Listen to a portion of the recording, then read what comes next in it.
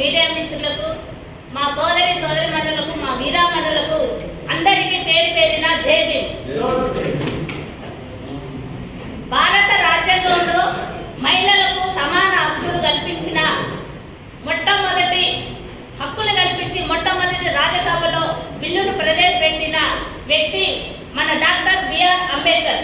ఇవాళ నేను మైకు పట్టుకొని మాట్లాడుతున్నానంటే ఇవాళ ఆయన రాసిన రాజ్యాంగంలో మాకు సమాన హక్కుల్ని కల్పించింది కాబట్టి మేము ఇలా ఇవాళ మీ ఒకే విషయం మీద సావిత్రిబాయి పూలే, రమాబాయి అంబేద్కర్, ఫాతిమా, సాగలి ఐలమ్మ లాంటి వీరవనితల మీద మేము ఒక సంఘం పెట్టాం.